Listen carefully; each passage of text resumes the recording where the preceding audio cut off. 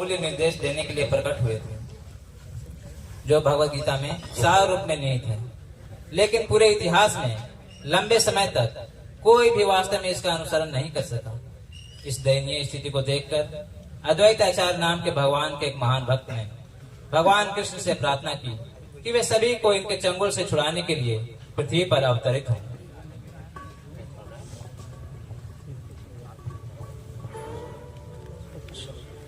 हाय, क्या विपत्ति आन पड़ी है।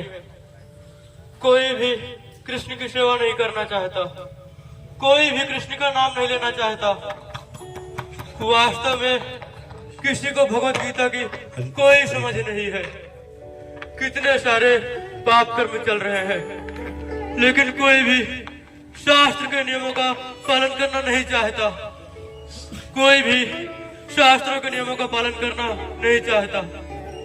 यह समाज पागलपन में डूबता जा रहा है। कलयुग बहुत तेजी से फैल रहा है। कलयुग बहुत तेजी से फैल रहा है और जल्द ही सब लोग इसके चपेट में आ जाएंगे। जल्द ही सब लोग इसके चपेट में आ जाएंगे। यह संसार ईश्वर विहीन हो जाएगा, ईश्वर विहीन हो जाएगा। मुझे इनके लिए भगवान से प्रार्थना करनी चाहिए। मुझे भगवान कृष्ण से प्रार्थना करनी चाहिए।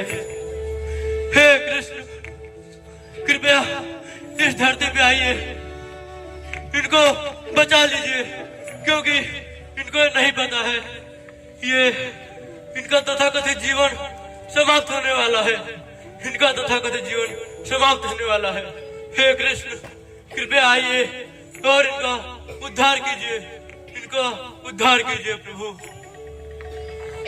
हे प्रभु, अवतार लीजिए प्रभु, हे अवतार लीजिए। मैं आपकी प्रार्थनाओं और इन जीवों के बारे में चिंता से बहुत प्रसन्न हूँ। इसलिए मैं शीघ्र ही श्री चैतन्य महाप्रभु के रूप में अवतरित होऊंगा। इस बार मैं बहुत खास प्रस्तुति दूंगा। मैं कृष्ण के भक्त के रूप में आऊंगा और उदाहरण के तौर पर सभी को सिखाऊंगा कि मेरी सेवा कैसे करनी है। जय हरि बोल। मेरी उपस्थिति एक गुप्त अवतार के रूप में होगी, क्योंकि बहुत कम लोग मुझे भगवान के मूल सर्वोच्च व्यक्तित्व के रूप में जानेंगे। मैं अपनी प्रिय श्रीमती राधा रानी के संयुक्त रूप में प्रकट होऊंगा, ताकि मैं उनके तथा मेरे गहन प्रेम को महसूस कर सकूं और वास्तव में उनका अनुभव कर सकूं। जय हरि बोल, हरि बोल।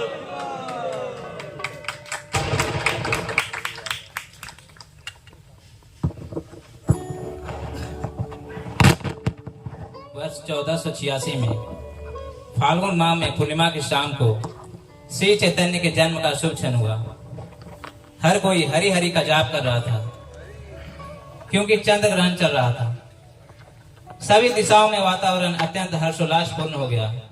उस समय अद्वैत आचार्य प्रभु शांतिपुर स्थित अपने घर में प्रसन्न मुद्रा में नृत्य कर रहे थे। सभी भक्त और यहाँ तक कि देवता भी बहुत प्रसन्न हो गए, क्योंकि भगवान श्री कृष्ण गौरांग महाप्रभु के अद्भुत रूप में इस पृथ्वी पर स्वयं अवतरित हुए। अद्वैत आचार्य की पत्नी सीता देवी नवजात शिशु के लिए कुछ मूल्यवान उपहार देने के लिए जगन्नाथ मिश्र के घर गई, और इस खुशी के अवसर पर नीलांबर चक्रवर्ती जी भी वहां उपस्थित हुए। हरे कृष्णा, ओ लो लो लो लो लो ले ले, हरि हरि हरे कृष्णा, हरे कृष्णा, हरे ले ले ले। कितना सुंदर है, कितना कोमल है। लग रहा है नारायण स्वयं अवतरित हो चुके हैं धरती पे। मैं कितनी भाग्यशाली। अरे सीता देवी, अंदर आओ। बधाई सची, धन्यवाद। कितना सुंदर बालक हुआ है। बड़ा कोमल है। अरे मुझे भी दो ना। हाँ लो, अच्छे से लेना, अच्छे से लेना, चोट ना लग जाए। इतनी भाग्यशाली हो सची, कितना सुंदर बालक हुआ है यार। मैं क्या ही कर सकती हूँ सीता देवी, सब प्रभु की इच्छा है, सब प्रभु का आशीर्वाद है सीता देवी। मैं इस बालक के लिए कुछ उपहार लाई हूँ। क्या इसकी क्या जरूरत थी सीता देवी? अभी नहीं, आपके लिए नहीं, इस बालक के लिए लाई हूँ। उपहार लाई हूँ।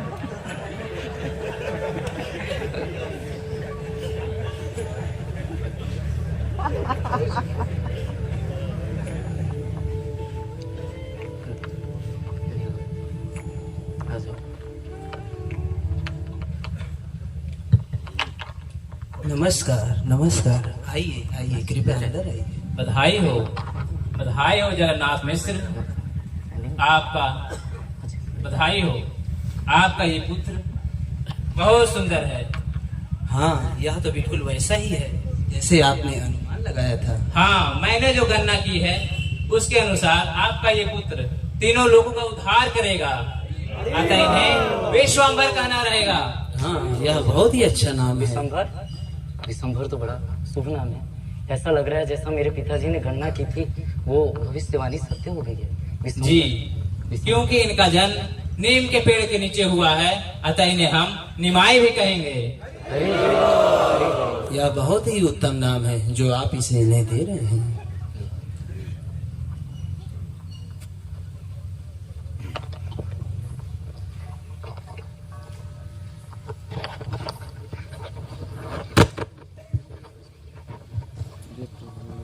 जब निमाई अब किशोरावस्था में है, एक बार भगवान अपने दिवंगत पिता का पिंडदान करने गए थे।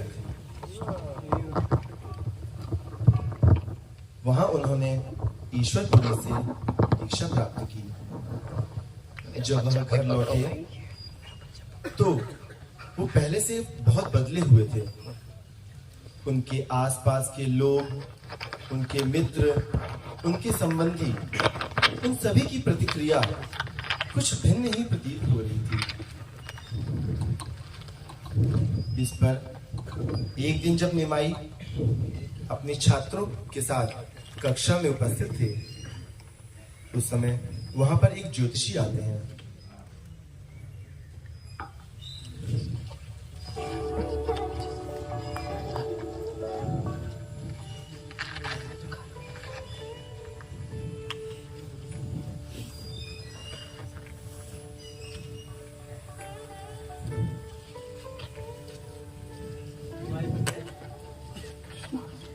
कक्षा, तब तक आप विश्राम करें, जब तक मैं इन ब्राह्मण से मिल लेता हूँ जो मुझसे कृपावश मिलने आए हैं। हे ब्राह्मण, कृपया अंदर आइए। हे ब्राह्मण, अब आप मुझे यह बताइए कि मैं पिछले जन्म में कौन था? यह कितना अजीब हिसाब है ना। क्या आप अपने संकेतों के बारे में निश्चित हैं? हाँ, आप क्या देखते हैं? बस एक मिनट। मुझे बताइए ब्राह्मण कि आप क्या देखते हैं? महोदय, आप पिछले जन्मों में समस्त सृष्टि के आश्रय भगवान हैं। आपकी महिमा अकल्पनीय है। हे ब्राह्मण, मुझे लगता है कि आपको ढंग से पता नहीं कि मैं कौन था। मुझे पता है कि पिछले जन्म में मैं एक गोचर था। मेरा जन्म ग्वालों के परिवार में हुआ, जहां मैंने गायों को संरक्षण दिया और अपने पवित्र कर्मों द्वारा आज मैं एक ब्राह्मण का पुत्र बन गया हूँ। महोदय, मैंने अपने ध्यान में जो देखा वह ऐश्वर्य से भरा हुआ था, जिसके कारण मैं बहुत भ्रमित हुआ। परंतु मुझे विश्वास है, मैंने जो देखा और आप जो कह रहे हैं वह एक ही है। हे महोदय, आप जो भी हैं, मैं आपको आदरपूर्वक प्रणाम करता हूँ। मैं तुमसे बहुत प्रसन्न हूँ।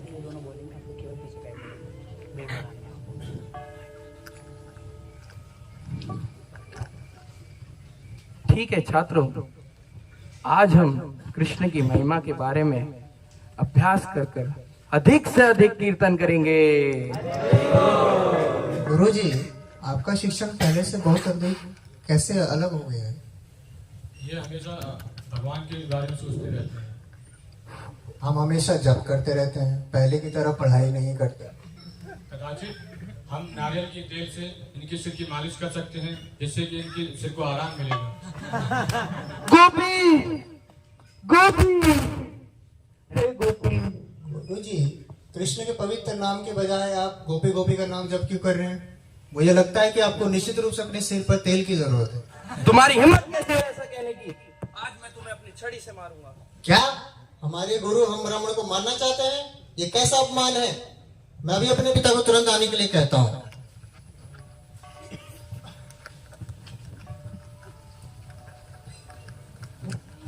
समस्त ब्राह्मणों को अपने तथाकथित जन्म और ज्ञान पर बहुत गर्व है। इनके मन में मेरे प्रति कोई सम्मान नहीं।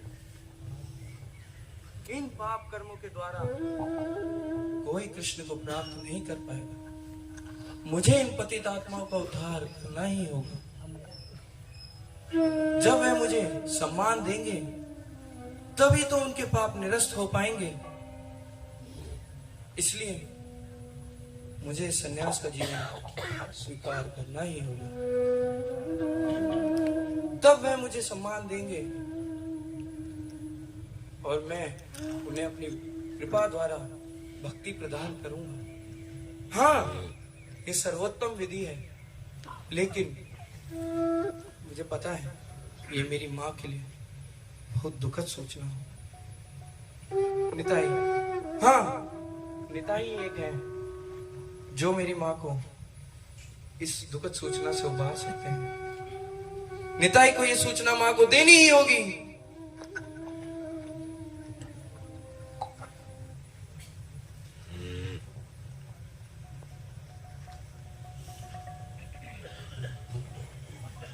धर्म परिवर्तन के बाद भगवान ने नवद्वीप में कई अन्य लीलाएं की और फिर वे जगन्नाथपुरी और दक्षिण भारत के दौरे पर चले गए। भगवान ने दक्षिण भारत का अपना दौरा पूरा करने के बाद वह जगन्नाथपुरी लौट आए। जगन्नाथपुरी में हर कोई भगवान को शहर में वापस पाकर खुशी से भर गया। भगवान ने रामानंद राय को निर्देश देने और रूप गोस्वामी, सनातन गोस्वामी, रघुनाथ दास और कई अन्य लोगों जैसे अपने भक्तों के साथ अद्भुत लीलाएं साझा करने में 6 साल बिताए। हर साल भगवान रथ यात्रा का त्योहार मनाते थे और कुलीन ग्राम के सभी भक्त भगवान के दर्शन के लिए आते थे। वे 4 महीने तक वहां रहे और फिर वापस चल दिए। वृंदावन, बंगाल, प्रयाग, उमासी और कई अन्य स्थानों की यात्रा करते हुए कृष्ण के पवित्र नामों के बारे में प्रचार किए। फिर अपनी प्रकट लीला के अंतिम 18 वर्षों के लिए भगवान चैतन्य ने अपना समय जगन्नाथपुरी में बिताया। दिन के समय वे अपने प्रिय भक्तों के साथ रहते थे, प्रसाद लेते थे, कीर्तन करते थे और कृष्ण के विषयों पर चर्चा करते थे। रात में वह कृष्ण से तीव्र अलगाव महसूस करते हुए व्यवहारिक रूप से पागल हो जाते थे। स्वरूप दामोदर और रामानंद राय इन रातों को भगवान के साथ बिताते थे और उन्हें सांत्वना देते थे। चैतन्य महाप्रभु कृष्ण के प्रति जो प्रेम महसूस कर रहे थे उसका वर्णन कौन कर सकता है। मैं निश्चित रूप से ऐसा करने के लिए योग्य नहीं हूं।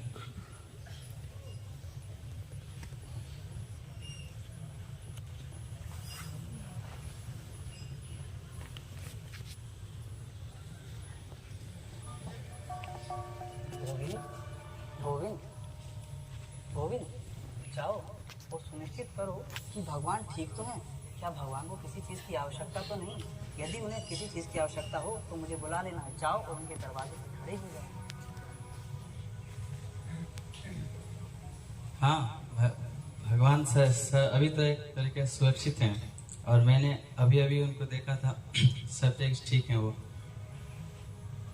लेकिन मैं उनके जब के किए जाने वाली सामान्य कराने के बाद सुन ही नहीं पा रहा। ये अजीब है, आप खुद क्यों नहीं चलिए जाके चेक करते कि सब कुछ ठीक है या हाँ, नहीं? मैं जाता हूँ, रुको। गोविंद, गोविंद, गोविंद, प्रभु कहाँ गए? प्रभु अंदर नहीं है। गोविंद, प्रभु कहाँ गए?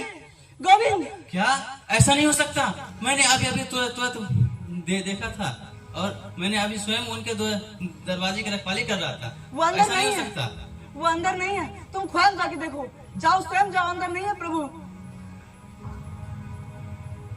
क्या? ओह, प्रभु कहाँ गए? कहाँ गए महाप्रभु, कहाँ गए? चलो सभी जाके भक्तों को इकट्ठा करो। चलो हमें भगवान को देखना होगा, वो जरूर किसी समस्या में होंगे। चलो देखो भगवान को, सभी को इकट्ठा करो, सभी को इकट्ठा करो, सभी को इकट्ठा करो। देखो वो समुद्र किनारे होंगे। जाओ राजा से कहो कि वो अपनी सारी समझ खोजी दल को भेजे ताकि हम भगवान को ढूंढ सके। चलो चलो चलो। भगवान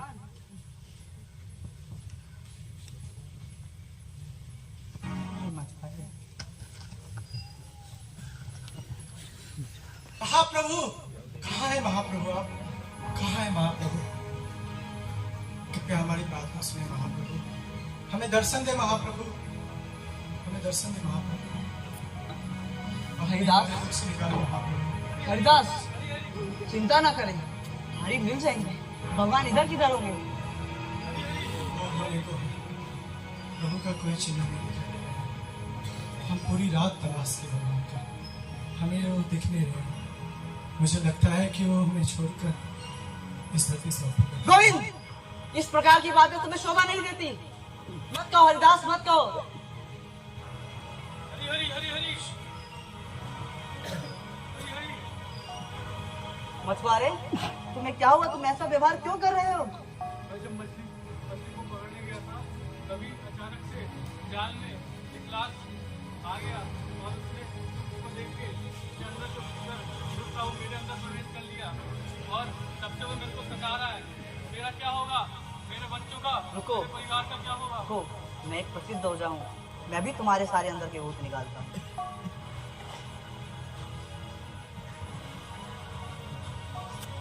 ये मछुआरे, जिसे तुम भूत समझ रहे हो वो भूत नहीं, वो वास्तव में भगवान का प्रेम है, शुद्ध प्रेम है। ये तुम्हें कहाँ से मिला?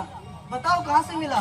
अच्छा, तो जब भगवान समुद्र में डूब रहे होंगे तो तुम्हें उन्हें लाश समझ के निकाल लिया और तुम्हें उन्हें छू लिया, जिसके कारण तुम्हें शुद्ध प्रेम प्राप्त हुआ। यह कोई भूत नहीं, यह साक्षात भगवान का शुद्ध प्रेम है। मछुआरे, हरि कहाँ है? मुझे उनके पास ले चलो। मछुआरे चलो चलो, ले चलो।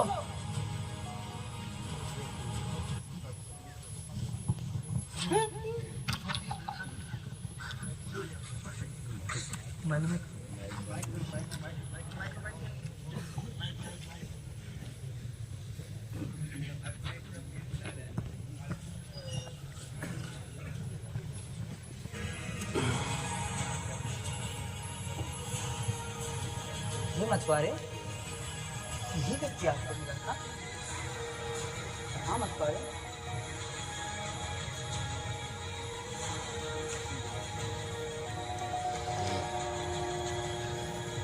महाप्रभु महाप्रभु महाप्रभु, चलो सब हरि नाम लो। भगवान को मूर्छित अवस्था से मुझे बाहर लाना है। सभी हरि नाम लो, भगवान का नाम लो। हरि